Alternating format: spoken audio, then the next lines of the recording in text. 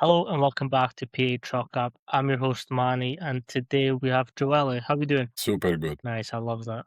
For people who perhaps don't know you or have seen you, if you'd give them a little breakdown on how you got into strength and conditioning and where you currently are. Okay, let's start from the present. Currently, I'm the head strength and conditioning of national team of Slovenia volleyball, male, ranked right now top 10 in the world. And this is my summer job, let's say. On the winter, right now, I'm working as a head strength and conditioning for Rana Verona, volleyball club male in Italy, and is participating to the Superliga. Is like the one of the best championship of volleyball in the world. And right now, these are my two main jobs in the area. So really volleyball focused. If you have to go and break down a little bit the last years, I got up in the job. I really studied to try to get where I am, and I started with focus from the college period. I decided to transfer to Rome, where at the time was one of the best sport college where you can study our field expertise. And after that, I got really lucky because one of my mentor gave me the chance to work with him as an assistant in Superliga. Actually, we are talking about more than 13 years ago, and I was still finishing my master degree. And after that, step by step, like we say in Italy, the train goes by. You need to decide if you want to hop on or not. And came another one to have a chance to work in the national team of beach volleyball in Italy. And that was the beginning of a really long experience, lasted for around 7 years, where I started from assistant of both male and female team seniors. We're talking about Olympic process, where the main teams were trying to both qualify and then medal to the Olympics. And after 1 or 2 years, we managed to create in Italy we say Club Italia, so like sector where you train only high school athletes, and we started from there with females and with girls and boys, ranking from 16 years old till 19, 20 years old. Was the first project of the type in our field in Italy, and pretty much just keep on grinding all the years for two Olympics, and then switch to indoor volleyball and grinding also till Paris Olympic. So the main was two Olympic cycle with beach volleyball, and then one Olympic cycle with volleyball indoor. Nice. What currently keeps you fired up to go in every day and do your job with the volleyball teams? Here's a quick word from our sponsor, TeamBuildr. I've personally been using TeamBuildr since 2022, and it's genuinely changed how I run primitive athletics. Writing programs, delivering them to the clients and athletes, tracking their progress, and it all lives in one place. My clients get their sessions on their phones. I see their progress, I get messages from them, and we are able to stay in constant contact and be able to track every single metric that I need. I spend less time on admin and more time actually coaching. Check out teambuildr.com, and if you use promo code PACHUCKUP all together, you get 30-day free trial and you get access to the AMS system. It's really different from environment, from national team to club. National team, especially the one I work with, because it's Slovenia, and it's really small country. We're talking about less than 2 million people country. So really small. And this small country managed to have this golden generation of players in the last 12 years around, managed to climb the ranking till close to the top, and to fight for medal in European World Championship and Olympics. And the environment is really different. An environment where the athletes really do that because they really want to do it, because there is brotherhood between them, and what pushing them is just the motivation to try to get the flag on the podium and to be together on the flag with their brothers. This is very inspiring. When I came here first time 5 years ago, it was something that really pushed me a lot. And now it's a little bit different. I mean, main reason is the same, but it's evolving, no? It's a process. For example, now after Paris Olympic, few guys decide to stop. Other guys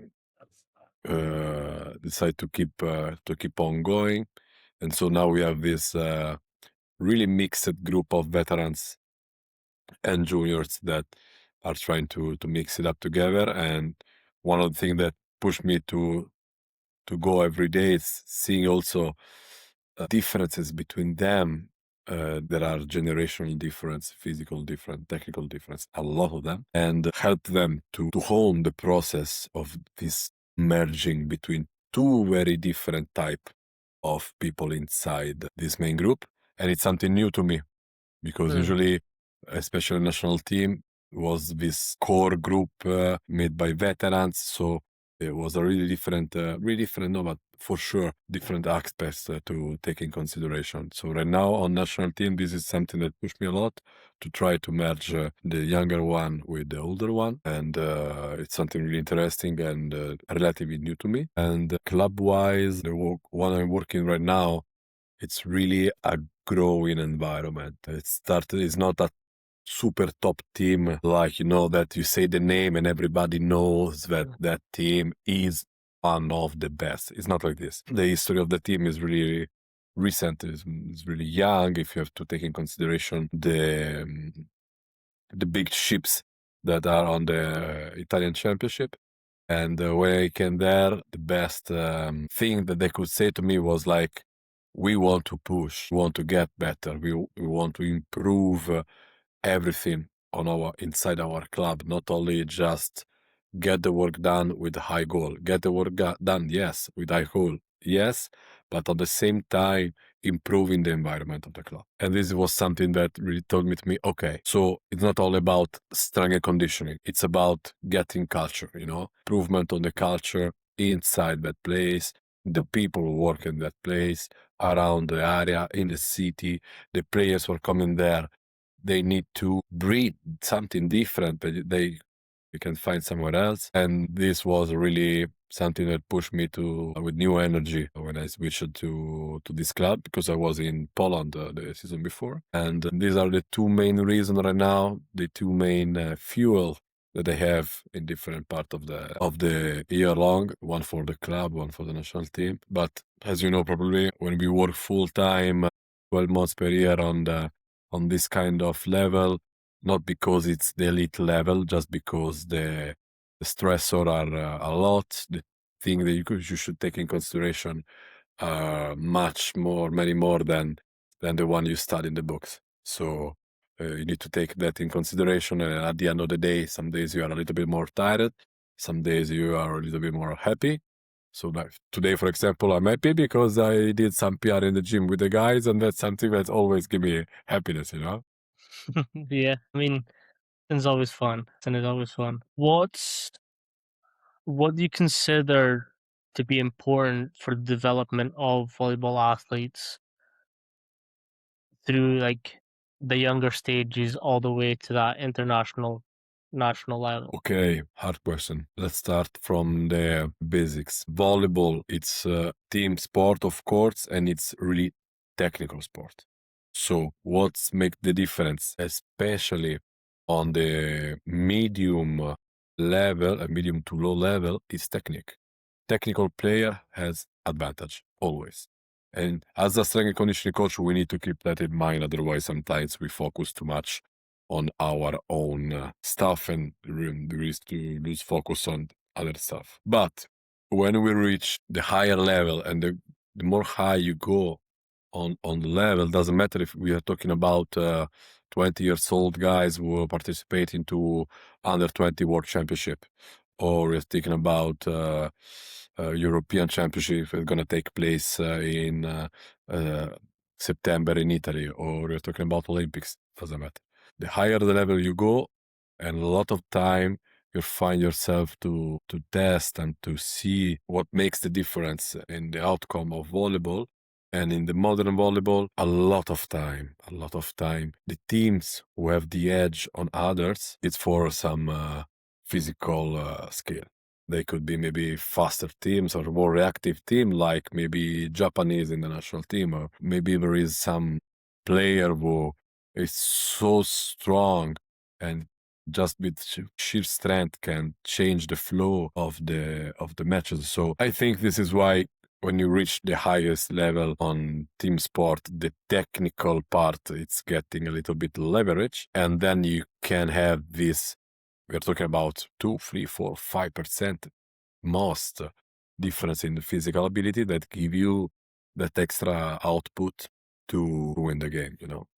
And so this is just to say that the focusing you should have on building basic skill, physical skill from the most, I'm talking about 14 years old guys till the senior, it's really, really, really super important because that base, that foundation of strength, especially, you can have gonna be fundamental to build a really high performance athlete in volleyball. That being said, we should say that volleyball is really, if you have to take in consideration other team sports like rugby, soccer, football, handball, it's really heterogeneous a lot. The rules that implies on different position in the field for every player, built with the times, with the years, really, really ultra specialized players. So in every position, you're gonna find, speaking about physical part, you're gonna find really, really different type of bodies. Anthropometry is it's gonna be really, really different between each others, and body weight, mass, strength levels, height.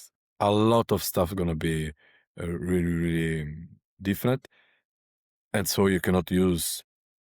My opinion, you cannot use the same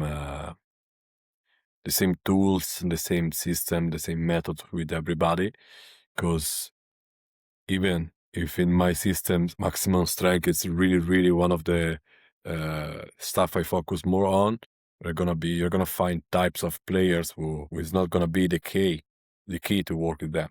And so you're gonna need to change maybe sometimes radically what you're gonna do with them. And this is volleyball. And you're gonna find people who are not even know how to run for 10 minutes on the pro level. And as a student, we would say, pro athletes should be pro in everything, but it's a technical sport, like I said before.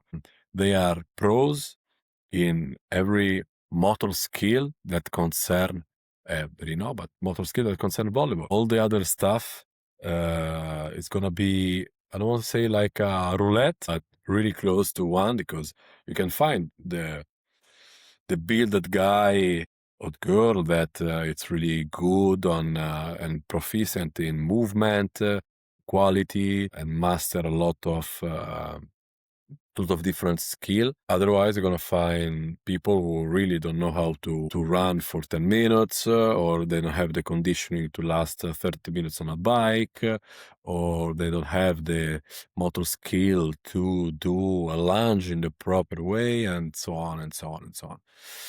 And this is why I come back and close on the first one, having on your hand juniors to medium level players, focusing on the basics. Focusing on the basics is what is matter the most to me. After that, we can think about doing the pretty stuff, the stuff that everybody can see on some social media stuff and say, oh, this is a system is very interesting. He's jumping, he's moving the barbell of 1.2 meters per second, and all other stuff you want to take in consideration. But without the basics, all this stuff just crumbled down. Yeah.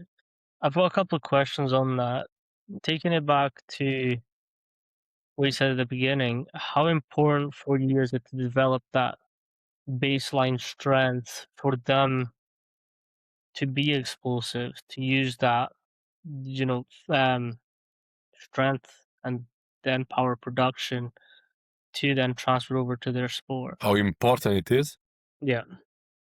it's super important, but my requirements to move from strength to power training, let's say, to make a general difference, it's that they need to have a technical control on the tools that we use. So barbell, trap bar, dumbbells, doesn't matter. Really, really high level. And when the quality of the movement drop down, most of the time, 90% of the time, even more, I stop the athletes. So if you find me working with, I don't know, under 20, under 19 guys or girls, and you just get a glimpse of the session, it's gonna be probably really, really similar to what you can find on a weightlifting class or a powerlifting class. Depends which day we are working on. And because maybe it's a day we're gonna work on just sheer strength on specific angles, and then we're gonna work on tempo work, and then we're gonna mix it up overhead work with back chain work, also on different tempo constraints. And at the beginning is only that. The transition to power work, it's after they master this kind of movement. They master it in a good way, because and I don't constrain myself on like standards like 2 times body weight or 1.5 body weight for exercises, because I think it's something a little bit too general, useful for information, to have an idea, 100%, but it's not something that I put as just a requirement. I mean, okay, the guys before going to power work, they need to power training, they need to have squat 1.5 times per body weight at 90 degrees on the knees. I don't have this kind of requirement.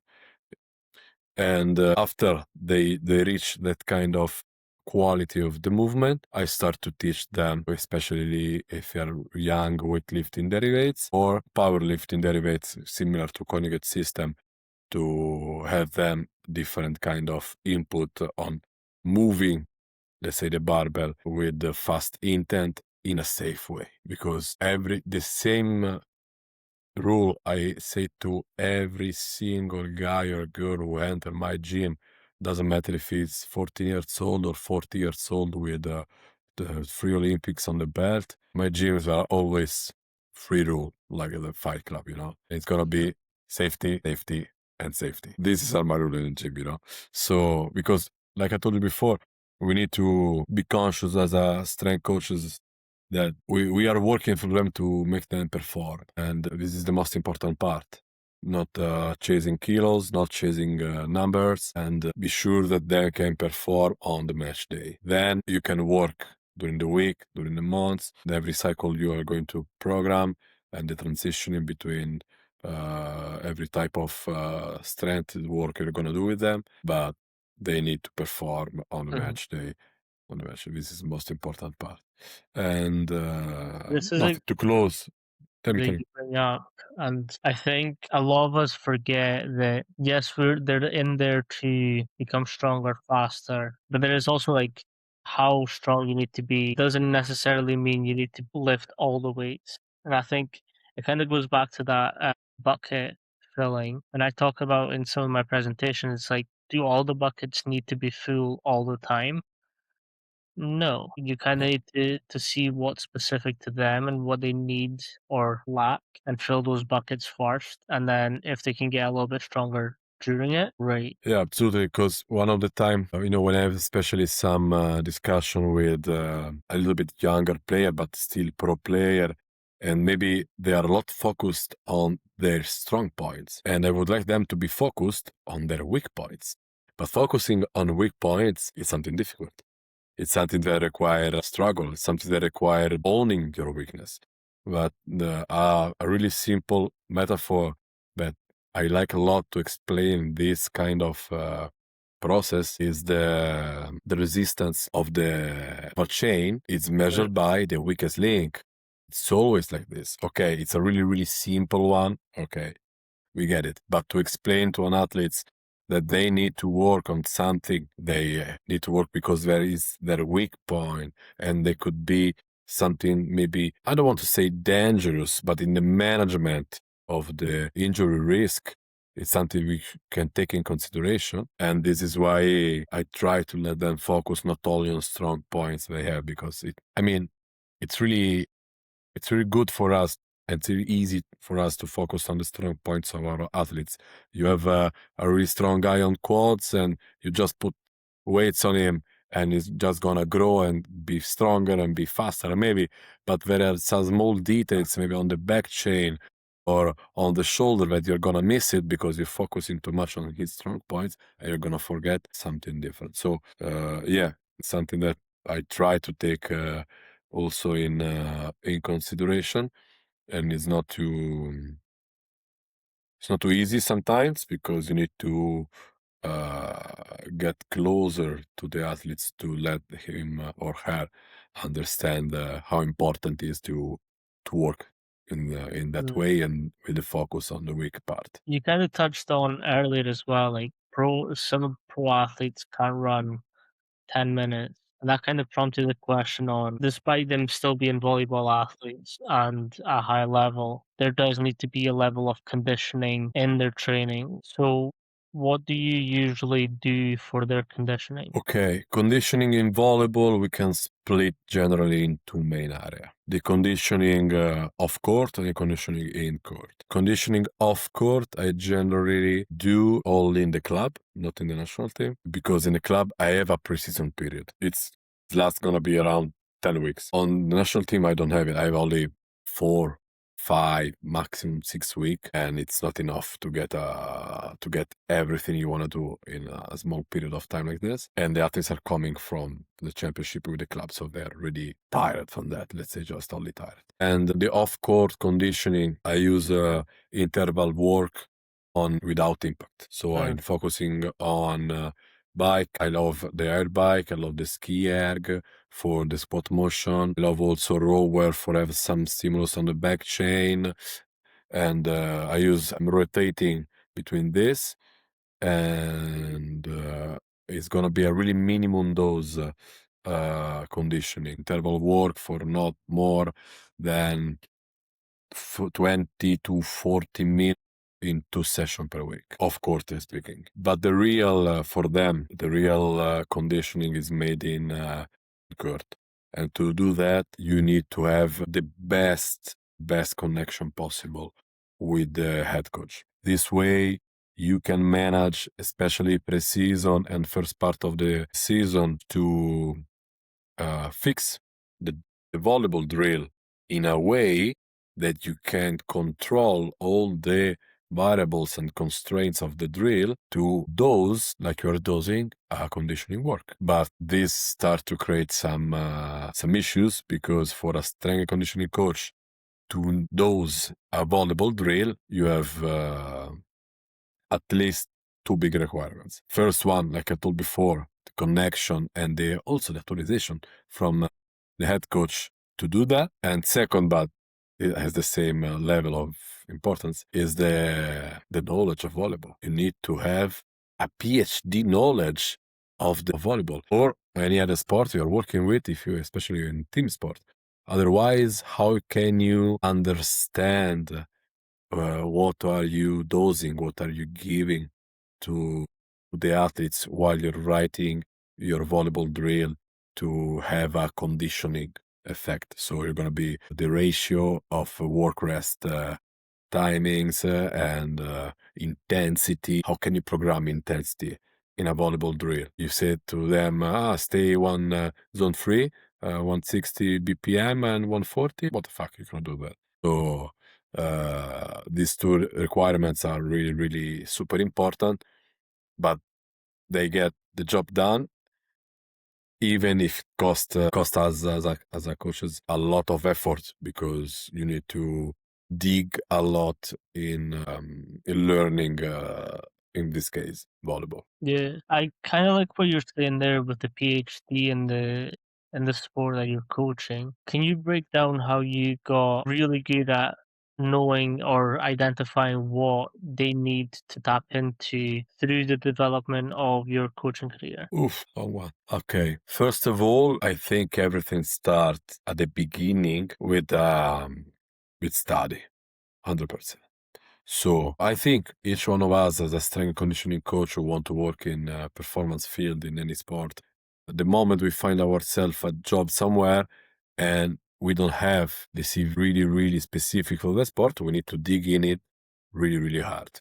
And by digging it, I mean study, research, listening to the best technical coach and strength conditioning coach on the field to acquire as much as possible of experience and field knowledge from them, because we cannot say maybe it's a period in our field that we are a lot focused on hard skill, you know. So everybody study a lot, everybody do a lot of focusing on system of training, methods, book research, and it's super important. But field knowledge, the culture of the sport you're gonna train and you're gonna work with, it's not written anywhere. The difference between, I don't know, football and soccer, about how they approach a normal practice technical session, it's different. It's different. The timings of the warm-up is different. The hours of the day is different. The approach of the coaches on the first 30 minutes drill they do. And it's not something written on the book. It's something that you need to know by, or someone teach you, or you went in the field and you just discover day by day. And so this is, I think, these are two really, really main topics when we speak about getting knowledge of the sport that you're gonna work with. And I did this because I'm coming from fighting sport and not coming from team sport. I practiced for volleyball for 2 years, but I was a judo and a karate guy. So my main was totally different environment. Individual sport, fighting, open skill, total different. And at the beginning, I did like I told you, so studied a lot, and then I start to ask other coaches, assistant coaches where I was working with when I was an assistant position. So when you're in an assistant position, I think you can put yourself in a learning spot, and everybody are happy to teach you. Not everybody, but most of the people should be happy to teach you because you are in that kind of receiving place. And that was my first 2-3 steps to try to understand more about, in that case, volleyball, and after beach volleyball, and after volleyball again. And then it's trial and error. It's trial and error because you need to focus on what you think is most important part, and step by step you try to understand what you did wrong, what you did good, the feedback of the athletes, the feedback of the coaches, and you try to not only to grow as a professional, but to build a system that is really good for, not for you, but for the team you're working with. I remember one time in the national team of beach volley, since it's the national team, we select players every season, no? And there is this range of players where maybe one season they are selected and the other season they are not selected, but maybe they are back on the next summer. And I happened to work with one guy that we had 2 years before, or maybe 3, I don't remember actually exactly. But anyway, and we were finding ourselves in the gym for the first cycle, strength cycle, and I was giving him a few tips on the squat, and then he's watched me, turned to me, say, "Joe, yes, tell me, but 3 years ago you told me no knees over toes, and now you tell me that I can go knees over toes." He said, "Yes, but why you do like this?" I grow, I change my mind, I study more, and I understand now that if we do in the right way, we can do it. Okay, and this is just a small story just to tell that it is never stop. Mm-hmm. Never stop. It's never stop. And I try to find time every season when the season ends to try to have a critical analysis on what I did. And every season I find something different. Maybe the more I go forward and less is technical reasons, technical mistakes that I would change. So we're talking about correction on exercises or this kind of stuff is a little bit less. And now what I try to fix is more about process, general thinking, how to manage the athletes, a little bit type of different data prioritization, and a bit more something that you watch from above, no? And a little bit less inside. But anyway, this is the I mean, I think that like to be a great coach, one, you can't die on specific hills that, we always say it depends. We just go every athlete, it depends. And I think that's what really makes a great coach is being able to learn from a current hill that they're dying on. So like, for example, I love deadlifts. I love deadlifts for me, but out on the you same team. you hear a lot now that's like it is it worth doing them? The risk to reward ratio is off. So like where I used to deadlift all my athletes and that was my one of my key lifts. Now I'm a little bit more flexible on it because some people it generally does suck for. So am I going to keep deadlifting them for my own ego? And it's like, not really. There's no. I mean, I could just squat them. I can still have them do good mornings. I can build up the posterior chain that way. It's really nice to hear when coaches are like um owning up to the fact that yeah, I used to be no knees over toes. Now, yeah, knees over toes. Today's episode is sponsored by Eccentric. You all know I'm a big fan of keeping training simple and effective, and flywheel training fits that perfectly. Now, I've been using Eccentric K-Box since 2021, and it's one piece of equipment, endless exercises, and resistance that adjusts to you automatically. However much effort you put in is what you get out. No guessing the weight, no loading plates, just move. And the flywheel matches your effort perfectly. Check out the K-Box or the K-Pulley at the link in the description. Yeah, because for example, since on my college time, I did I did a period full on powerlifting and a period full on weightlifting. And I fell in love with weightlifting because it's much more complex, in my opinion. And so at the beginning of my career, I was really focused on weightlifting derivatives. And also in volleyball field, a lot of coaches are use weightlifting derivatives. So I say, okay, it's not something that I bring like new. So it's part of the culture of this sport, and I can push through it because I love it. Other people also are doing this, and it's fantastic. And then I find myself there, and I have to witness 2 meters for 110 kilos players doing a power clean above the knee with 60 kilos when they can push on a pin squat 204. And I said, and I watched them. I watched the lead coach. I said, in my mind, what are we doing? What's the goal of having this kind of intensity on this kind of exercise? Okay, just the complexity of the movement. So you're just giving him an exercise to have him more skilled on the general movement. And then you have time constraint in team sport. So what are you choosing to do? It's really, really important because you cannot do everything you would like to do. And so the choosing part is really important.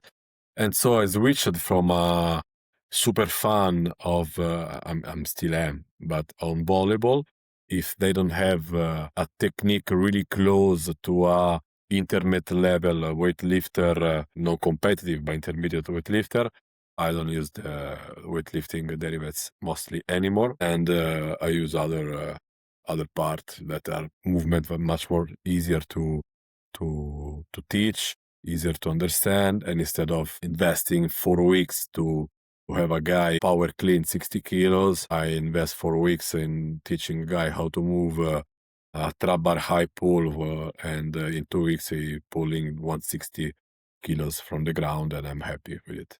No, I think that's an important point as well to bring up is, I mean, we only get maybe 4 weeks for preseason to develop skills, to develop, qualities that will help them through the season. The thing is, like, again, I've heard both arguments where, you can develop in season to a certain extent, but it's that thing where like you've only got so much time that you can develop qualities that chase after those adaptations, that stimulus. So it becomes a question of like, which ones do I pick for when, and what's going to give me the most for what I need them to do. We've only got so much time that we can prepare like the adaptations, the stimulus that they need for their season coming up.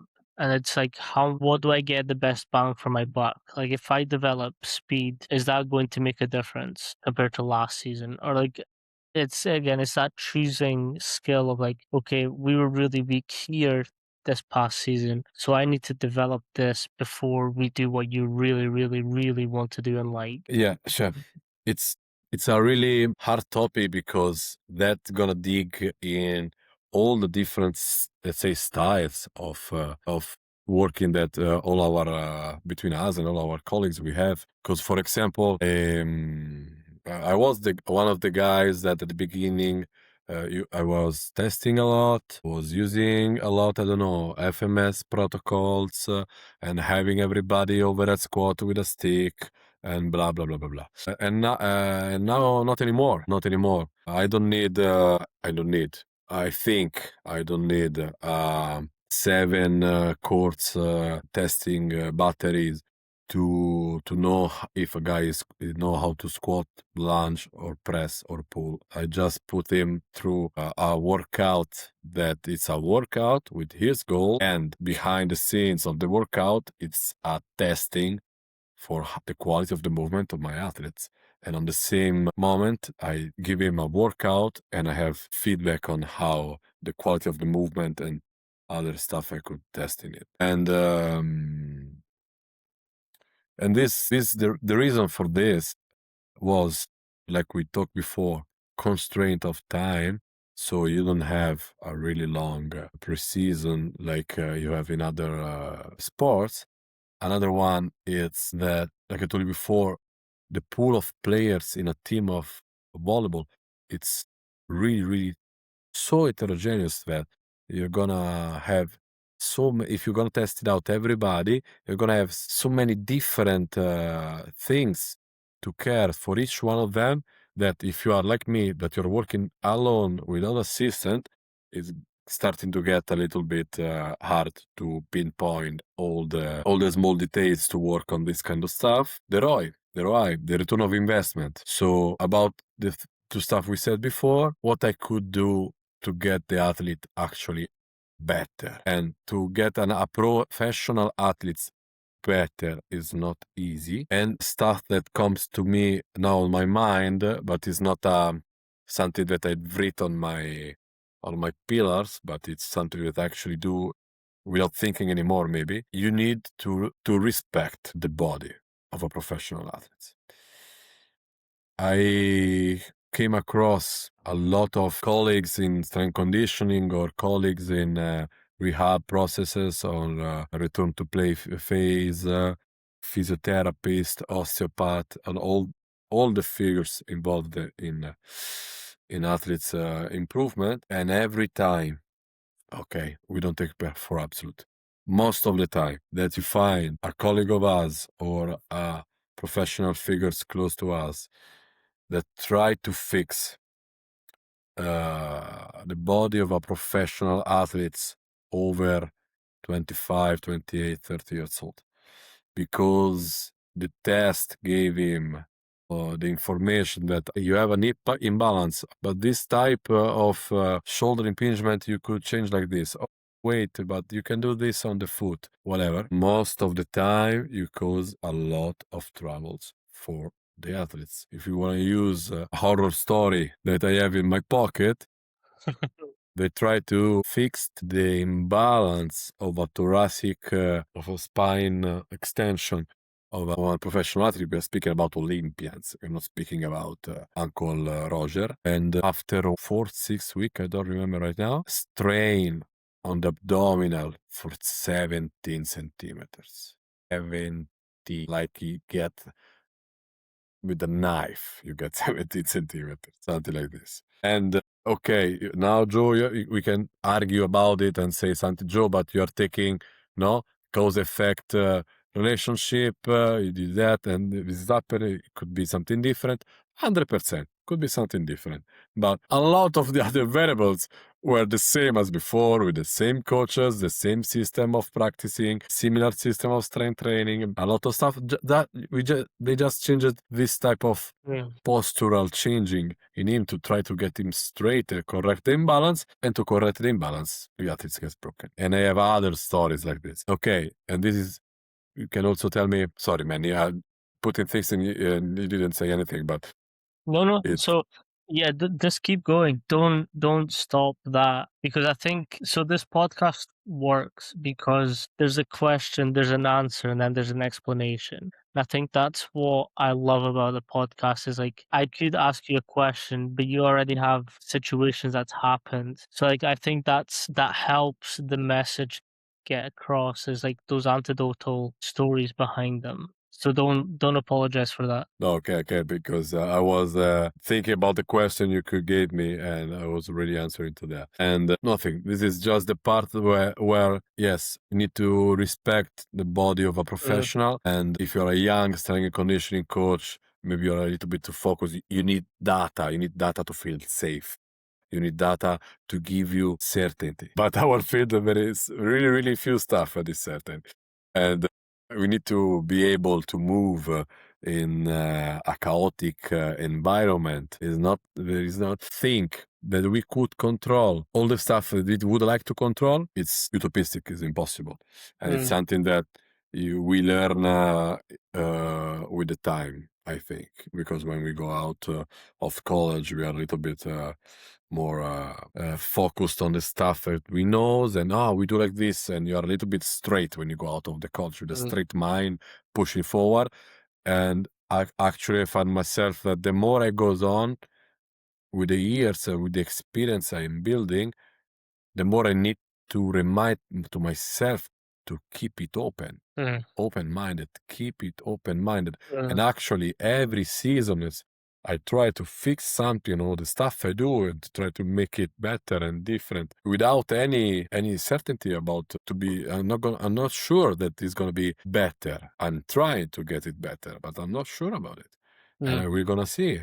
We're gonna see when the results are gonna come. This is a conversation I have often. So this would be the 143rd episode, 143 episodes in, and I think the more I do these, the less I feel like I know, because like it's so much information all the time that I'm constantly learning new things, and I'm constantly getting textbooks and different types of resources, research papers. Like there's so much coming out all the time that you kind of you have to adapt. You have to not be single-minded and thinking that your perception of what you know can't be the only thing that you abide by.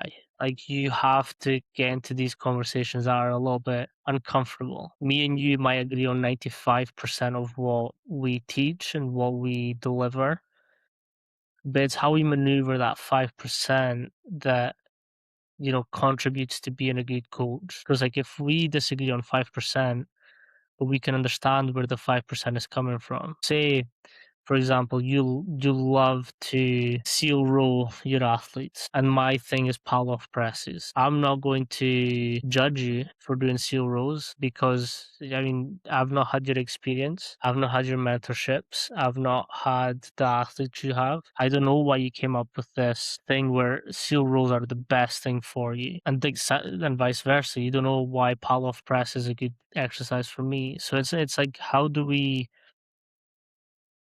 get into more of these conversations? Because like when you come out of university or college, all you know is textbooks, all you know is research papers. You don't know the practical sense of it. So like in textbooks, everyone's elaborate. All the variables are controlled. You can't base your coaching on a textbook because it's not realistic. Right? So it's how do we then maneuver that 5% that you're straight out of uni, but actually this is just the starting point for you.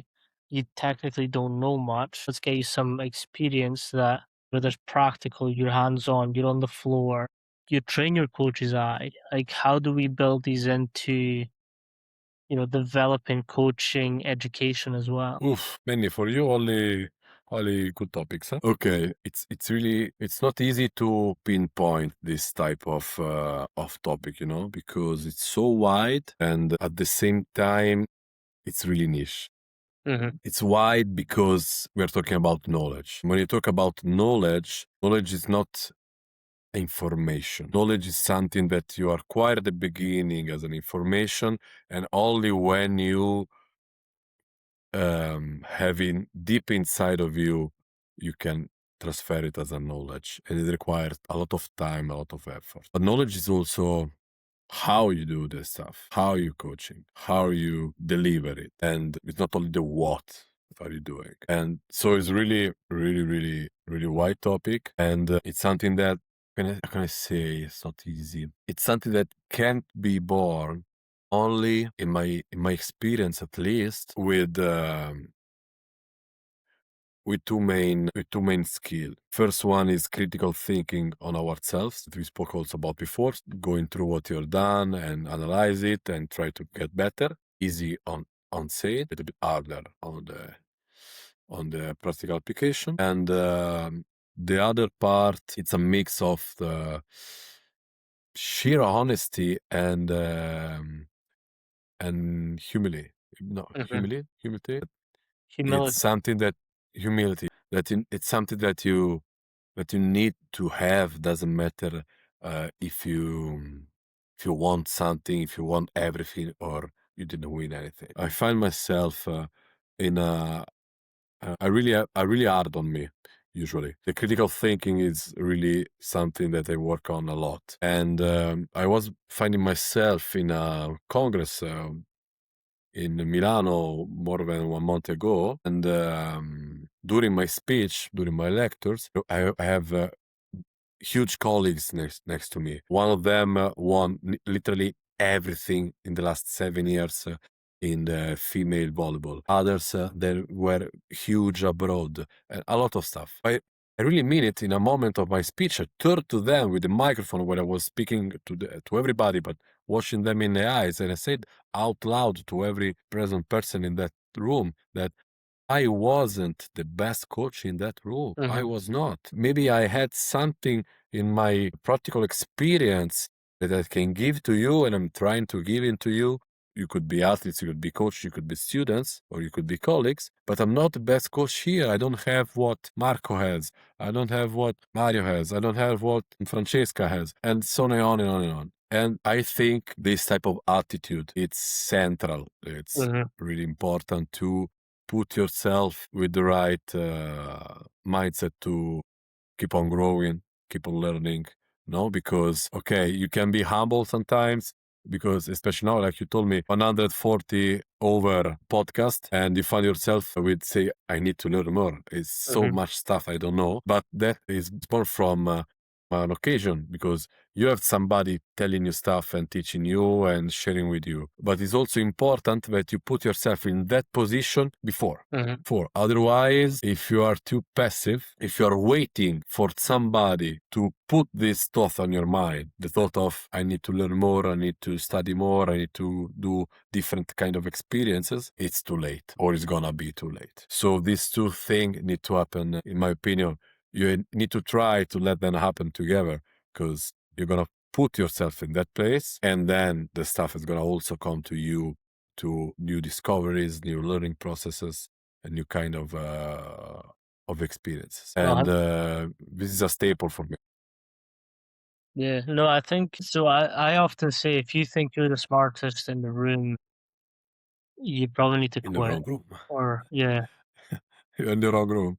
no, you should. And again, another reason why I love this is like I'm constantly exposed to people challenging the beliefs. I also believe that for every for every solid point that you have, you should also be able to argue against it. So, and it kind of goes back to it depends. Like if my athletes, okay, I'll give an example from my last presentation at Formier. We were talking about programming, and like on paper, this athlete or this client was a nightmare. to coach. Like she can't use a barbell. She doesn't like it. She is scared of the barbell. She can't press anything overhead. She doesn't feel comfortable doing it.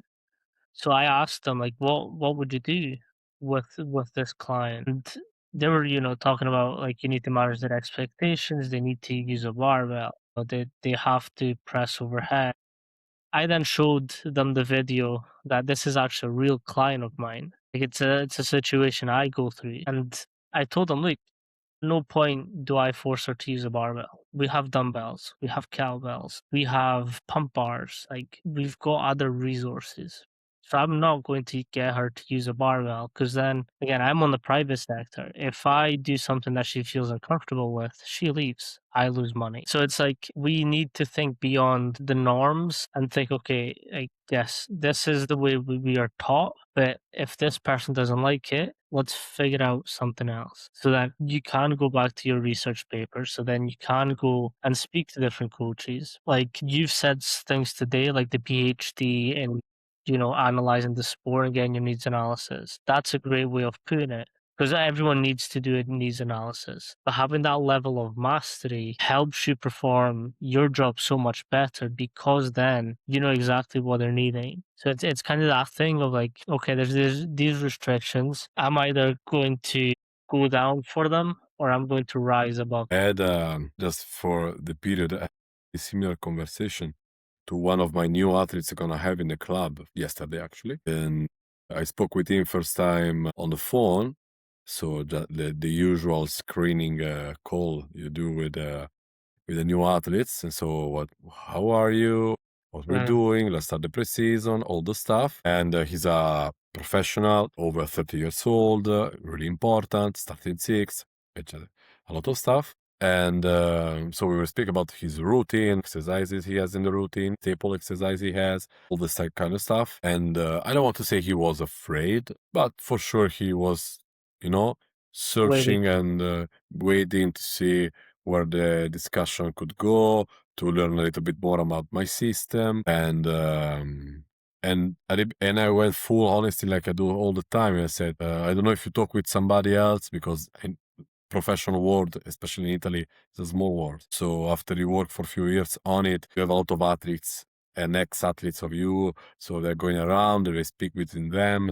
It's pretty common that your system goes away and other people knows about you and you don't know that. And I told him, I don't know if you know, but my system is a little bit different than most of the system, and it's not better or worse than the others. But I use, for example, in a standard week, you come to the gym at least 3 times per week, if not 4. And usually volleyball is 1 or 2, so it's really, really different. If you're not used to this kind of stuff, could be a culture shock. But then I said to him what he said before with the example of the nightmare lady, said, okay, I'm a strength guy, so we push. In the gym, we push. But we have goals when we push.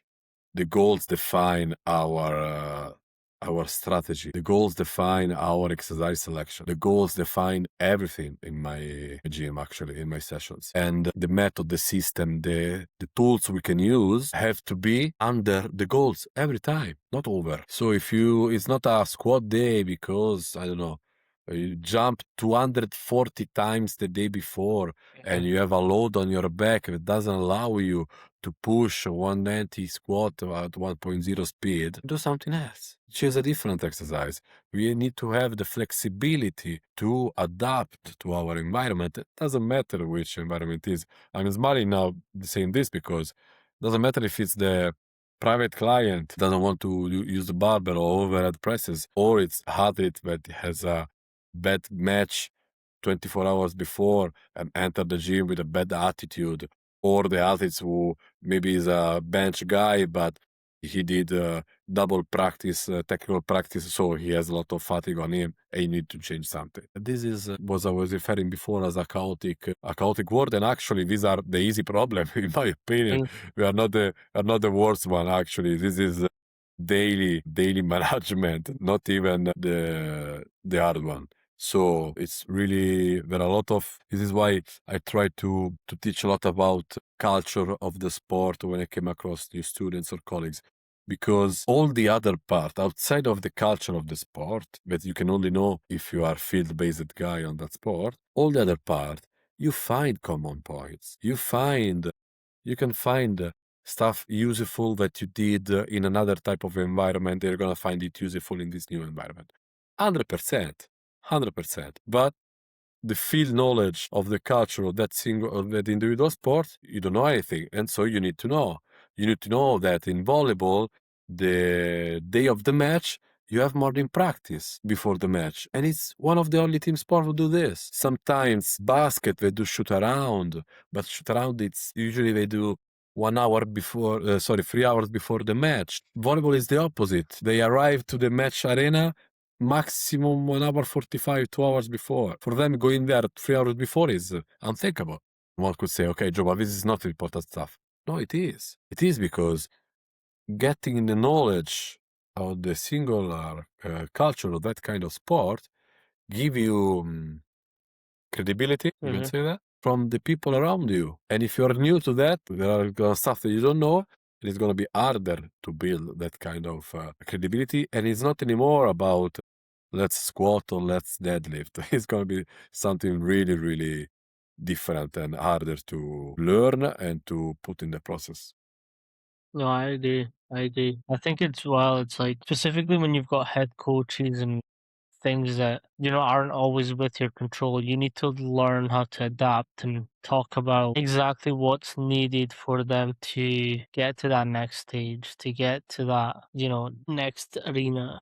I also want to say, and again, we've both announced this, but this is some of the reasons why I really wanted to do that um, leadership and performance course that we both are collaborating on, because it's not just about the getting stronger, the getting faster, the getting more explosive. It's also like what we as coaches can do to create a culture, to get an environment where they are able to reach their max potential. Yeah, this is something that just say crucial. It's not enough, because there is this wave of focusing so hard, so hard, so strong on hard skill. Our colleagues and new colleagues and younger one, that for us and that we will live in the real world, and we are working with people every day, 12 months per year. We know that without getting easy check-in of the buy-in from the first moment when the people in front of you, everything else doesn't matter. Everything else really go not on the second place, third, fourth, fifth, sixth place. Because if the one in front of you do not acknowledge you in a lot of ways, acknowledge your CV, acknowledge your professionalism, acknowledge your behavior, acknowledge your communicational skills, and acknowledge you also as a person, you're not gonna go anywhere. And in my opinion, anywhere. All the result you're gonna have is gonna be less 1/5 or even 1/10 of the one you could have if you have all the things we said before. And by going in deep and what is my experience with team sport, I can say another story to you. I know you want another story. I love stories. So I need to be careful. I cannot say too much, So I'm gonna stay high, okay? And I was working in this stuff, and I was head of the strength conditioning of the area, and I had I try always to have a really good connection with all the athletes. Doesn't matter the age of the athletes. And I have when especially you work in an environment where you have men and women, and you know very well that it's generally speaking the attitude and approach they have to the job is different, and it's not something. Okay, we're in 2026. It's a little bit risky to say this kind of stuff right now, but I don't care. But they're different. They're generally different. You also shouldn't be scared to say that. Men and women are different. And I find myself in a position where there were few girls that they were sharing with me a lot, because I was in that middle position, like usual we are from the coach's position. they were feeling more comfortable to share stuff with me. And we are not talking about incredible stuff, just some emotion or some conflict with other girls during practices, normal stuff for a sporting environment. And the head coach find out somehow that I have this good connection more than he think it was good for him. With the girls, he set up a meeting, me, him, second coach, third coach, team manager, and he started to scream at me because I was taking the athletes from him. This was the key sentence. I was stealing his athletes, especially the girls, because they were connecting with me and maybe not with him. And I was at the time I was younger, under 30 years old. And I was watching him like, are you crazy? What the fuck are you saying? Come on. I'm just trying to give my best as a human being, as a professional, to help these girls. If they want to share something, I'm going to listen to them with the boundaries that you need to have, and that's it. And say, no, you're stealing my athletes. You shouldn't do that. You shouldn't talk with them. You're just a strength coach, blah, blah, blah, blah, blah. And at the moment, I was so surprised that I stand still, I didn't know what to say anymore because I was repeating myself. And he was speaking, and while he was speaking, he was starting to screaming and getting angrier and angrier and angrier. He was getting up and throw me a chair. He literally throw me a chair. Take a chair and just throw to me a chair on the other part of the room. We were talking in circle without tables or anything. And I was saying, what? And then the manager and the other came in, they calmed me down and said, okay, I go, we speak again when you are a little bit different. But fast forward 5 years maybe, I receive a call from the same coach. Joe, you want to come work with me?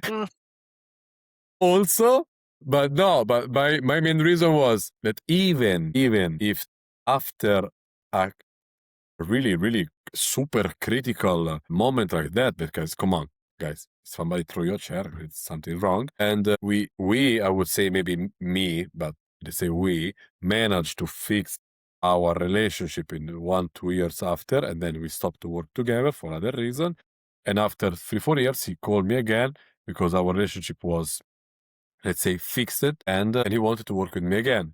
When I didn't have this chance, and I say, it wasn't a project that was interesting to me, but what I want to try to deliver with this kind of stories, we cannot do this work alone. Setting the environment, creating the culture is something that requires the effort of multiple people.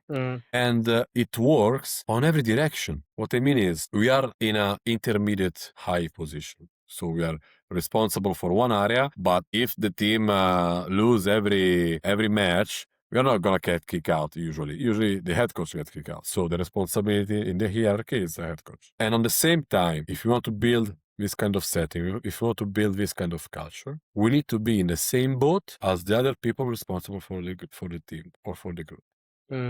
And usually the other 1/2 main most important people are the head coach and or the first assistant or the physiotherapist. I spoke in a team environment, a sportive environment, because they set the standard in their area, and the head coach area influence on the others. So I can try to build the best culture possible, but if in the other two areas, physiotherapy, let's say medical physiotherapy, or a technical area, they go in a totally different direction, you're not setting everything. You're trying to build a good connection with the athletes, with other people, a lot of good stuff for sure, but you cannot build something that's gonna last or something that's gonna spread through all the team members, both technical staff and both athletes members. And this is so important, and I need to say this out loud because I had the feeling that in this period, the other big issue, other than the focusing on the hard skill in our environment, it's also the focusing on ourselves. Or most common mistake, we think we are too important. And it's not true. Never. We can be replaceable in any moment. It's something that you need to keep on mind. Like, the client can go to another coach, or the club could call another coach. So it's the same. We are too self-centered. Us. It's not us, it's we. And these two issues, the mindset of the we and the together with the others, and the mindset of the soft skill, try to start to get that maybe they are the 51% and not the 49. versus their skill. It's something that, like told before, I would like a lot to try to deliver on the master we're gonna start in October, because it's something that I feel is missing a lot. And every time I speak with somebody, like we're speaking with you or colleagues or coaches or physio, doesn't matter which environment we're speaking about. If the people on the other side are listening, it resonates, clicks something in them all the time, because you can find it everywhere, because we are speaking about relationship with people. So it doesn't matter if the level of the sport or the level of the gym you're working with. Doesn't matter. Relationship are relationships. Doesn't matter the kind of level you're working with. Yeah. I mean, I think as well, like when we're doing like further education or courses or CPD, continuous professional development. Like we can always think back to a certain point of our coaching career that would apply to. And I think that's what I'm kind of interested in. That's why I place such an importance of the psychology of coaching, because yes, we help them physically, but we also help them physically. Like we give them the tools to be able to know, hey, this game is really fucking hard, but I've done all the work for it. I've prepared for it. So it's yeah. I think this is what I like about coaches like you and some other coaches I've spoken to. Is like there's always something that you want to talk about or teach or learn or have this development, and you don't stop until you get like this progression of it. I'm trying. I'm trying not to stop, but for example, the last few years they were incredible about the journey I took. But one thing that I'm missing a lot, it's this kind of chances like we have now, but especially the one in real life, let's say, no, because I'm working so much, because the national team and indoor volleyball calendar are overlapping each other. Mm. So if you are an exception like me, who are working both in a national team and both in a club, it's a mess. Actually, it's a mess. I mean, So we've tried to you arrange quite a lot of meetings. I know. so and it's really, really, really a mess. And you never got time to there is this conference in Edinburgh. Let's go 3 days in Edinburgh. There is this conference in Berlin. Let's go 1 weekend in Berlin. Let's go in Rome. Let's go there. Let's go. And actually, it's not possible. And I'm missing that kind of putting myself, no, like we said before, in the learning position, and just say, I'm the one listening now here. Mm. Throw at me, please. Not chairs, but throw at me. That chair was going to come. Like this, and so I'm a little bit on suffering about this topic right now, because really I really maybe 2 chances maximum per year to do this kind of stuff, and it's killing me. But now I'm on a grinding process, so I need to keep on grinding, and then we will see. Yeah. No, Gioele, really appreciate you for coming on and speaking today. I learned a lot as well, so it was quite nice. It's a pleasure. If you could let people know where they kind of can reach out to you and ask any further questions if they have any. Right now, they can reach me out both on LinkedIn, just searching my name, Gioele Rossellini, or they can reach out to Instagram. Now it's the easiest way nowadays to connect with people. And Coach Joe, easy to find, but also with my name, I'm I'm the only one. There's only one. Only one Rossellini. No, I appreciate you so much, and Thank you, thank you for Manny. coming on. Peace. Thank you.